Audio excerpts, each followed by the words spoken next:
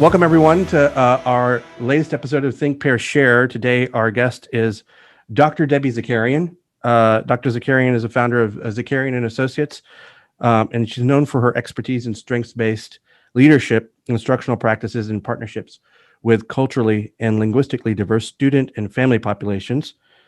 She has 3 decades of combined experience as a district administrator, university faculty member, and educational service agency leader, sort of like, I'm guessing, like a Department of Ed position in her history. And she's also been providing professional development all across the United States. She's written close to a dozen books and 100 journal articles, and even had a big hand in district and state policy, primarily focused on leadership and instructional practices with those diverse learners in mind. Debbie Zacarian, thank you so much for joining us today on Think, Pair, Share. Thank you for having me. So when I consider somebody entering the profession, having been in the education profession myself for about 20 years, you don't go into education and think, you know what I'm going to do? I'm going to focus on English learners, students that need to be empowered because they're disenfranchised. If you're the kind of person that goes for the easy route, how does Debbie Zacarian go from being a young educator going into the profession and then realizing that her passion is with those most voiceless students and communities that we serve as public educators? Oh, that is a great question. And one I often ask myself, how did I get into this? And I'll ask other people, how did you get into this? So that's a really wonderful question. And my answer is kind of a personal experience. I was working in a high school. That was my very first job. I got a job in a high school. And my principal, who was probably about 10 years older than me, or maybe 20 years older than me, was just a really wonderful person and a great person to work with. And in speaking with him, he knew my family had come from an immigrant experience. So this high school suddenly, and it was quite sudden, had students enroll from the Vietnam crisis. And he literally came to me and said, Debbie, I think you'd be good working with those students because you'd understand them. So it wasn't my choice. It was, I suddenly was put in this position. And I remember the first student showing up from this group of Vietnamese refugees, and she was sponsored by the local church and came with what was then called a sailor dress. And it was an American dress that had it was a white dress with like blue piping. And I knew that it definitely wasn't Vietnamese clothing. It was probably something that the church had given her. I found a translator with my little experience, who the first day that she worked with my first student before the rest came, told me that she didn't speak Vietnamese, which I didn't understand because she was supposedly a Vietnamese refugee. So I learned very quickly that not all refugees speak the language of the country they come from. She was my first student, spoke Chinese, spoke French, came in as an English learner. So English was, in a certain sense, her third language. And then several other Vietnamese students came, many of whom did speak Vietnamese. And I found that I really loved working with the students. It was very reciprocal. They did really well. And I enjoyed watching them do well. And I was very proud of myself with how well the students did. And I found out later when I went to get my doctorate in the field and I started doing research and looked at, well, why did my students do so well? It was far less about me than it was that they had come from this rich literacy experience. And it was really a wonderful way of seeing how one can take the strengths that they've got, which in their case were these language and literacy experiences, and transfer them to a new language, which was English. But the sensitivity practices that the high school needed to use, and the way that we would all help the students really feel welcome and members of that high school and so forth, I think that experience was just so powerful for me. It's really impacted my thinking all the way through these many decades later. After having had the experience in the classroom, when did it become apparent to you that writing curriculum, writing policy, having a hand in sort of the letter of the law might actually affect change at the classroom level. And if you could talk to the relationship between policy and the classroom. And I can see why people would get very, concerned about, am I following the law? What is the law? What should I do? And that's exactly what I asked when I first started working with the students. And I was working as a counselor, but in the high school that I was working in, because it was being impacted by non-English speakers, or new English speakers, should I say, there was no designated ESL or bilingual teacher. It was really asking me, could I engage students in this wonderful new experience? So that's what I was involved. That's how I got involved. And because the high school was so open and such a great place and such a right place for collegiality, I worked very closely with my colleagues to say, well, what should I be thinking about? How should I do this? But it also meant that I contacted the State Department of Education to say, what should I be doing? And what should this look like? So I contacted the State Department of Education, and the person who took the call, ironically, was Sonia Nieto, who later became a professor at the university where I taught. And really, her doctoral work was in multicultural education. So when I met with her as a young educator and asked her what to do, she really had a clear mindset around this, that the high school I was working in really had to think about what would be its policies and what would those look like. And when I found where there were very few cities and towns that had kind of set standards around what should be provided for English learners, because this was a long time ago, and the laws were just coming into play. So it felt very refreshing for me to think about, okay, well, systemically, what should that look like? And I contacted a neighboring city who had done a lot of thinking around that. And then I contacted a bigger city in Massachusetts, where I'm in tiny Massachusetts. So I contacted a neighboring city called Springfield, and they had many English learners and were really wonderful at sharing what they did. And then I contacted the Cambridge Public Schools, which was next to Boston. They had a big population, and I contacted Boston. And I was looking at, well, what are they doing to really help students learn English and be members of the schools? So I took the best of what they had experienced and brought it to this high school. And wonderfully, I met with no resistance, because remember, the principal that I shared with you was really eager to do whatever needed to be done. So I often look back at that and I think, gosh, was I lucky to have such a welcoming experience, because not all of us do. And I also had the privilege of these other school districts that were more than willing to share with me, you might want to try this. We tried this. It's not such a great idea. So I don't want to say that I'm the grandmother or mother of anything. I was meeting with people that were really at the very cutting edge of this field. And I had the wonderful privilege of learning from them what I should do and not do. And they were very generous in sharing those ideas.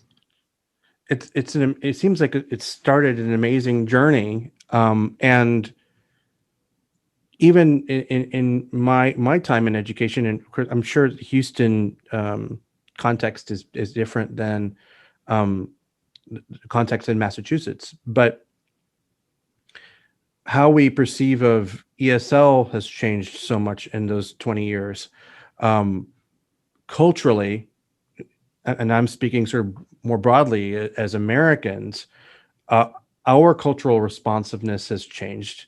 You see it a lot in popular culture. The word cultural appropriation didn't exist when I started teaching. Of course, the Black Lives Matter movement and other movements that are current have a hand in that idea of constantly bringing awareness where we maybe didn't see it as much in the past, or just saw it in sort of certain pockets of the country. but it wasn't part of the sort of national lexicon. As you start prior to a lot of that sort of cultural movement in our country, and you've seen education sort of evolve through that or struggle with that. How does that jibe with the work that you've done in the past? When you look back on the work that you've done in the past, do you think, this work kind of anticipated these cultural changes, or do you feel like these cultural changes empower you to do more work?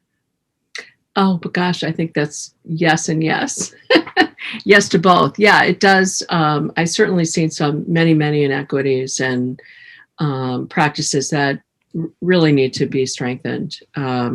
And that's how I've gotten involved with so many districts to help them with policies. I was working as an expert consultant for the Parent Information Resource Center in the Boston area. And then I was working with the Federation for Children with Special Needs as a consultant. And one of the large city districts had been found to be in noncompliance. And they contacted the Parent Information Center to say something to the effect of, if we send this letter out to families, would it be in compliance? And so they contacted me and said, do you mind reading this letter that this big city district is going to send? And I read the letter and said, tell them not to send it. Part of it was they had to make many changes. And unfortunately, there were many systemic challenges that it needed to attend to. And part of it was, well, how do we really assess students and figure out if they're English learners, and what should our programming look like, and how can we make it more successful, and so forth. So I helped them write policies that would not just be in compliance, which was an important and very needed thing, but would really help shift them from kind of a deficit way of thinking of, these kids don't speak English and they're not familiar with this, and that, to really looking at, well, what are the strengths of the students and how can we really capitalize on those? And what are the strengths of their families and how can we capitalize on those so that we can create a systemic structure that's really going to highlight the potential of them to do well in school. And that project, I'd written many policies in my local area that was on the other side of the state, and that led to my writing many policies for other districts. And it was really around not just how to stay in compliance, but what could we really do to harness the power of people's assets and strengths. That's a theme in a lot of the books that you've written in the recent past. Is sort of strengths-based approach. In my work, I've come across, for example, this appreciative inquiry method. I don't know if you're familiar from social work. It's essentially different words for the same thing, which is through inquiry, determining what the strengths are of the community we seek to serve, and then building from there. Were there more than just sort of experiences that you had in Massachusetts, but were there writers or philosophers or educators that influenced you in your journey as an educator? I'm happy to speak to that, because a lot of people ask, like, why the shift to strength-based learning? And for those of us that have been around a long time and been at it for a while, it's easy to go back to really just a few decades, maybe 30 years ago. When I started my career, the focus professionally was on a deficit-based approach, which at the time was the way to go. Determine what students need or what's wrong, and treat what it is. So the fields of social work, psychiatry, psychology, really heavily focused on treating a problem by finding a remedy for it. And education replicated the same sort of format. Figure out what's wrong, and that was with English learners. Figure out what's, they don't speak English. Well, what does that mean? They don't. And, how do you look at that?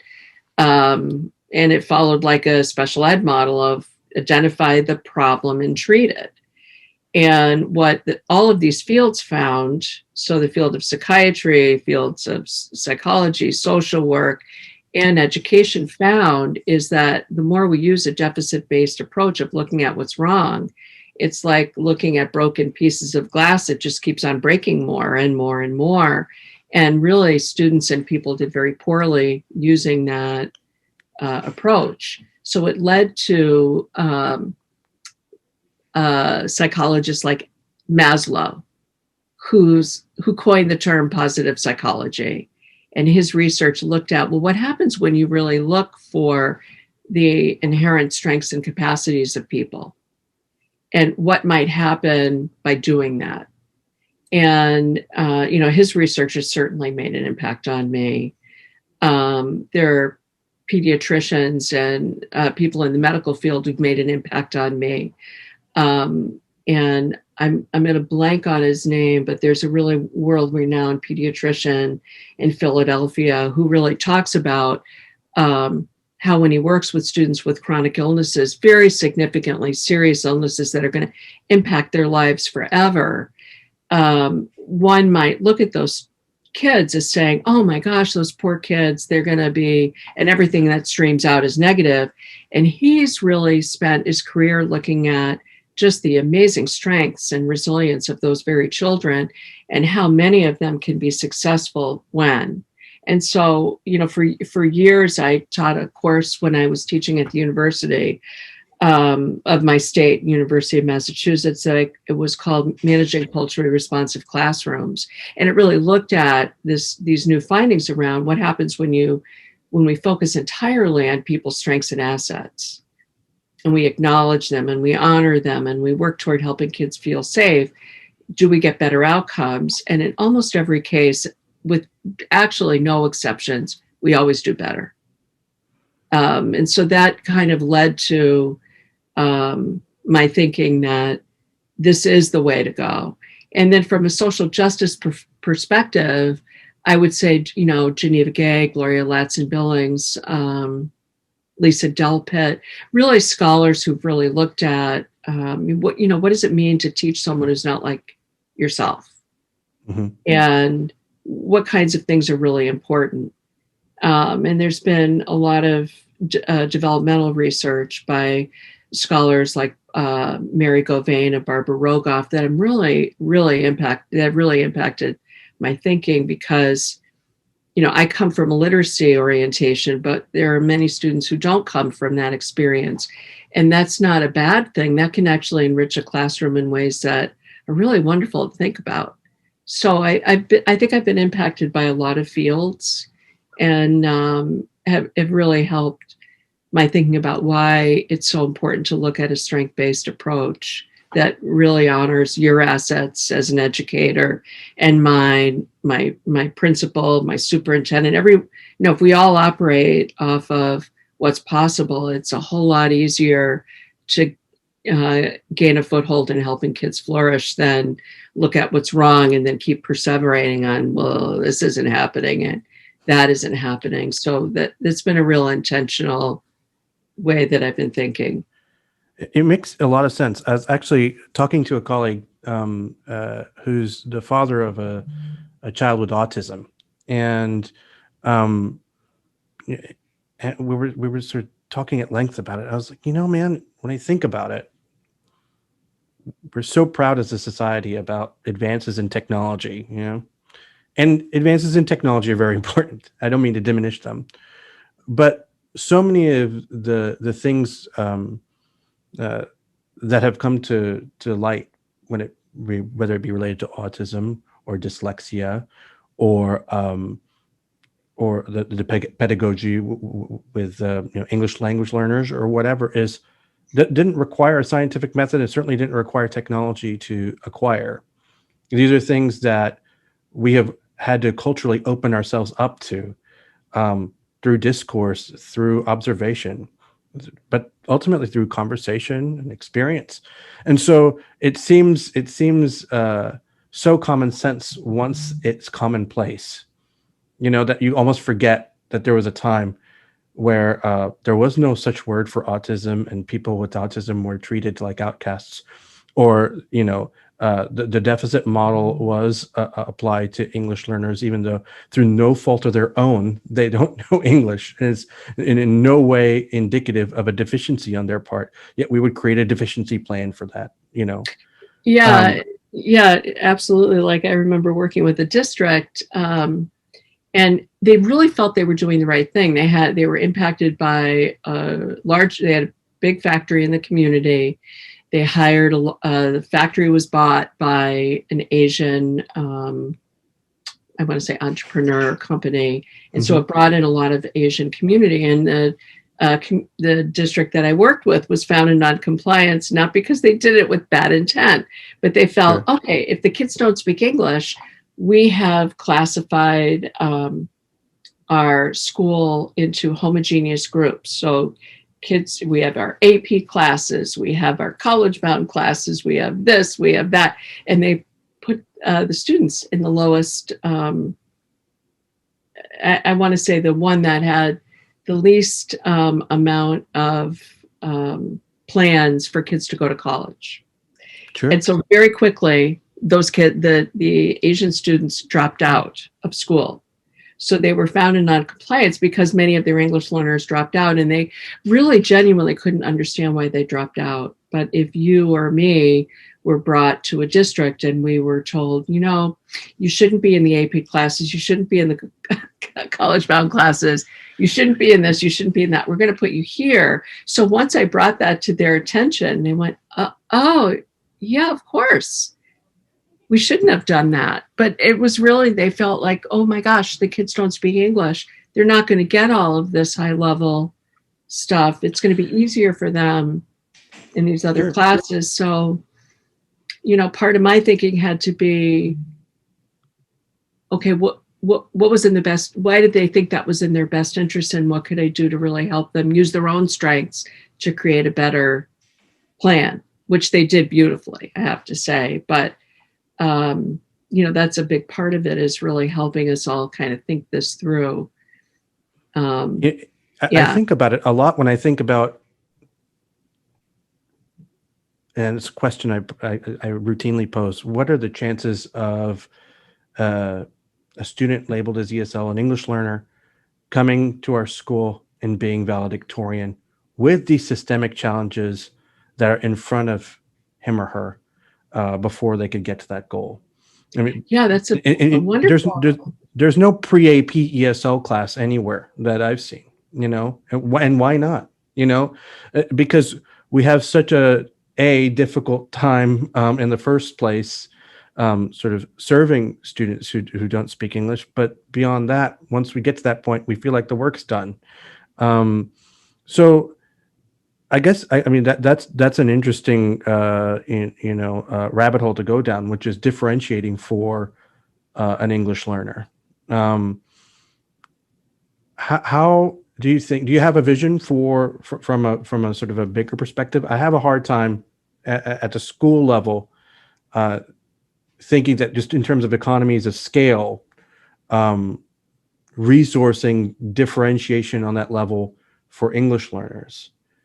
However, if we expand the denominator and we talk about a state or maybe even a large school district that could possibly provide support for teachers who are interested in providing appropriate education for the English learners, to help resource differentiation for populations that are considered, minority populations or special populations. One of my favorite words in our field.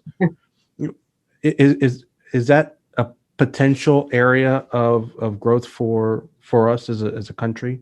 Oh, absolutely. I've experienced it personally. I started in one of the districts I worked in, where I was the director of English learner programming. The district got impacted by a lot of Cambodian refugees. Mm-hmm. And at that time, there were absolutely no materials. The only materials were in other places that also got an influx of a population that had been really so severely impacted by civil strife. So, I remember getting photocopies of photocopies. And these were instructional materials to use K-12, which was really impossible. And it made it what made it even more challenging were the students themselves had a wide swath of experiences in school, from very little experience to a lot of experience. Sure. And it really highlighted some of the issues that you're talking about. Well, what happens when you don't have any resources, or the resources are so, in my case, very blurry, and you could sort of tell that it was written in the language, but that's about it. And so, what kinds of steps should we all be taking?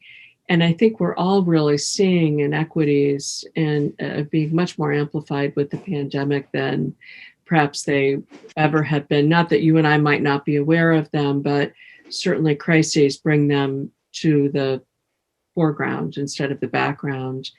And I was really struck in April when Anthony Fauci, the guru of expertise around the pandemic, really talked about how the pandemic is highlighting a lot of social issues. And I thought, oh, wow, that's just wonderful to hear it being spoken so broadly, because many of us have really experienced it locally. And it's nice to hear, such an important speaker speak to that. And my hope is that it will raise a lot of people's awareness about just how important it is to really think more about what teachers really need in order to do the job, what students really need in order to learn, and what our communities need in order to really help that happen. And so I'm hopeful because I think crises can really bring the best out of us in a certain way, and I hope it continues. Yeah, likewise. It was Fauci, but I also heard it from sort of politicians across the board saying, there's a silver lining here. Even parent groups here in Texas were saying, realize now just how hard teaching is when you have to do it at home. And it's and it's certainly not the same to teach 1, 2, 3, or 5 children. It's not the same as teaching 30. And so the empathy for teachers, it seemed to be on the rise for a while. I don't know about you, but I feel like that's reversing, at least in terms of the tone and the conversation in the country these days. CDC has come out and said that they want to see kids go back to school, and they cite research or data that indicates that there's been very little spread. And I can attest to that. At Sharpstown, the spread from student to teacher seems to be very little. It's because there's so few students here. It seems like the data is tainted by that, but that doesn't seem to come up. Well, yeah, I would say that it's nice, to broad brush everything and say, oh, everyone should be in school, and none of us would dispute that.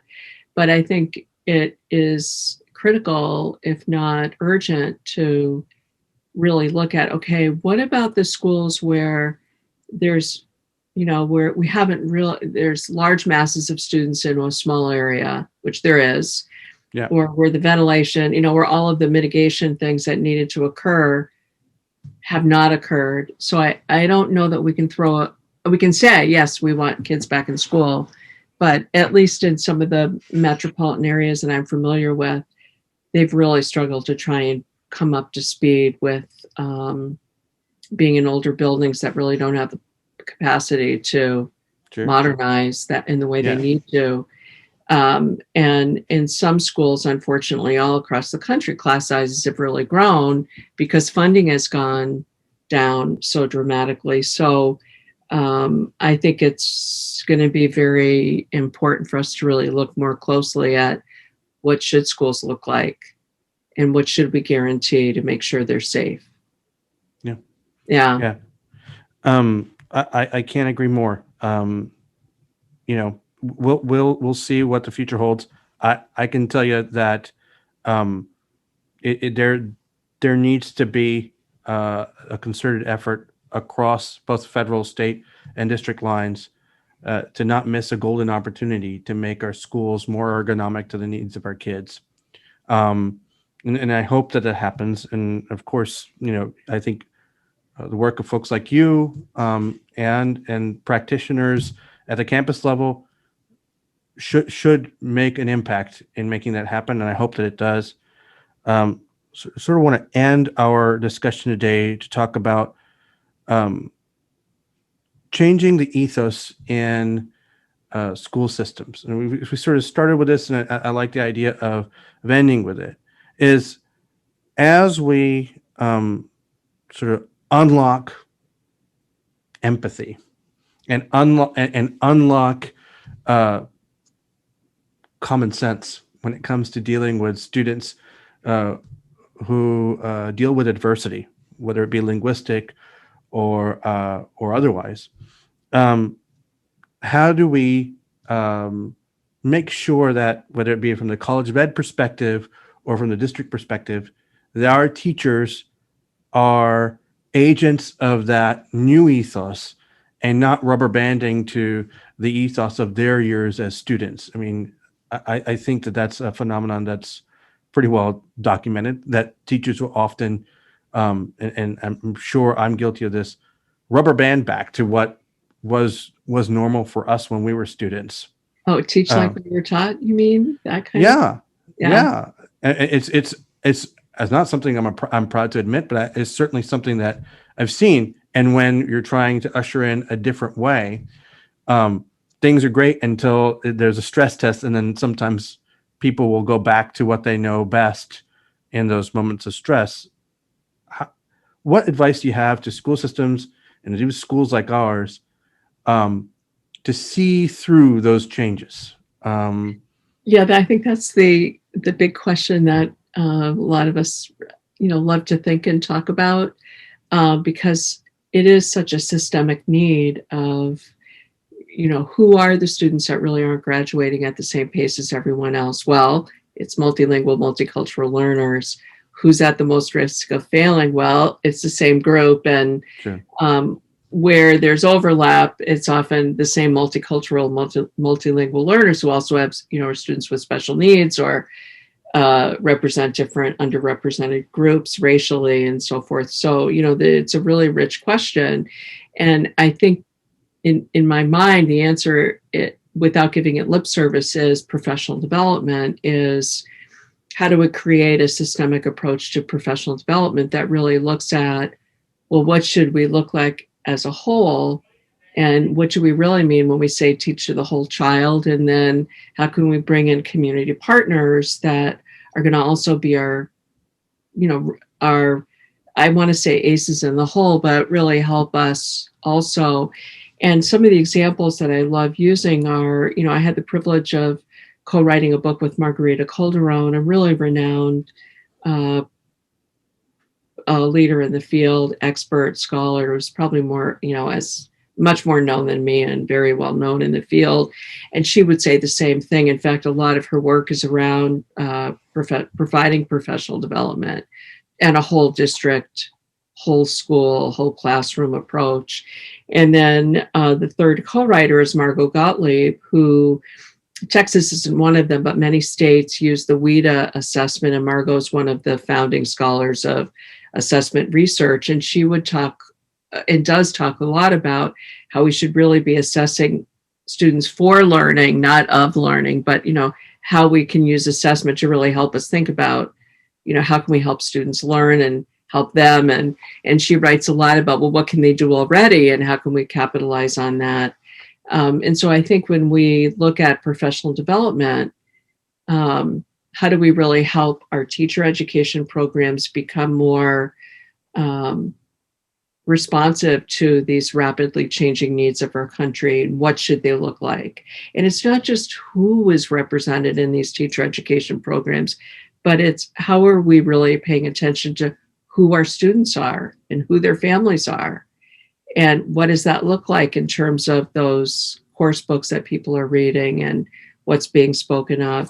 And then if it comes to course texts that we're all adopting or adapting, who are the students that are represented in those texts? And do they really represent our particular students? And then if they don't, then in terms of our professional development efforts, in what kinds of ways should we make changes so that students see themselves and feel themselves and can really experience learning because they feel safe and they feel valued and all of those really important attributes. So on some levels, I really agree with Margarita wholeheartedly that any district that has the opportunity to provide professional development, and there's really no reason why a district wouldn't. It can come from the district and its staff. It can come from people like me. It can come from others, but a big push has to be making it holistic and comprehensive and not just a one day, one shot deal, but across time of how we'd really help people transform their thinking around what works for our particular students and their particular families. And then I think we can really help students flourish. And it is happening in places I've been working with. And Margarita as well, and same with Margot. We've seen districts really move from struggle to thrive and flourish. Thank you so much for sharing those stories, because I think that those stories need to see the light of day, and I appreciate it. Folks that are watching are going to be able to find links to your books in the description of this video. So I think that that will be helpful as well. If what they hear strikes up their passions and they're so inclined, I think that they will be. Dr. Zacarian, thank you so much for being on our show today. It's my honor. Thank you. Thank you so much for coming back after the fire drill. And I'm happy everybody's safe, as you said. So thanks again. I look forward to talking to you in the near future. Thank you. My pleasure.